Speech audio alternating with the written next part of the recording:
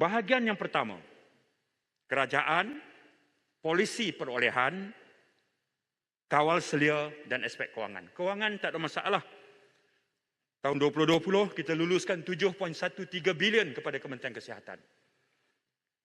Tahun 2021 Kementerian Kesihatan dapat lagi 6.13 bilion. Semalam Menteri dari Tenggara sahkan. Kemudian kita dah tempah 79.9 juta dos bersamaan 3.9 bilion ringgit. So kewangan tak ada masalah. Perkara berikutnya adalah soal perolehan atau procurement. Seperti disebut oleh Berhormat Menteri tadi. Satu ketika kita ada persimpangan. Ujian klinikal keberkesanan vaksin belum lagi dihasilkan. Pada masa yang sama, kita perlu segerakan proses vaksinasi. Waktu itu, kita ambil sikap tunggu. Soal pendekatan kerajaan untuk melaksanakan diversified portfolio of COVID, itu saya setuju. Kita tak boleh stick kepada satu saja pilihan. Yang itu perfect, saya setuju. Tapi ketika persaingan global yang sengit untuk mendapatkan bekalan vaksin, fokus kita seharusnya kepada akses selain pada harga dan efikasi. Saya bagi contoh. Misalnya, ada negara-negara lain yang cepat program vaksinasi mereka yang Speaker adalah kerana mereka buat dulu procurement commitment. Ujian klinikal satu bab. Tapi mereka buat dulu komitmen procurement. Cup dulu, orang Kedah kata. Cup, aku nak yang ni. Ujian klinikal itu satu bab. Cup dulu.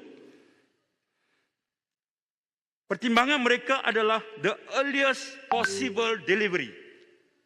Mereka nak dapat seawal mungkin. Ujian klinikal, tunggu dulu. Awal lagi. Sebab apa? Sebab persaingannya sengit.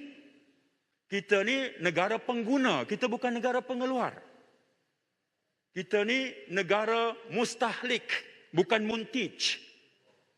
Muntij maknanya the producer society. Mustahlik maknanya pengguna. Persaingan global sengit. Penyakit sedang melanda. Negara-negara lain buat procurement commitment, nak dapat awal. Sementara mereka tetap mengambil kira soal ujian klinikal itu penting. Soal itu nyawa, seperti disebut oleh Rembau. Kita terlepas yang itu. Kita tak cup dulu. Kemudian kita ada satu lagi badan regulator, NPRA.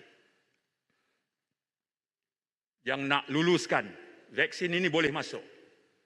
Ketika kita ada NPRA sebagai badan regulator, United Kingdom, US, Canada, Switzerland, Singapura, mereka dah approve dah Pfizer seawal Disember tahun lepas. Approve dulu.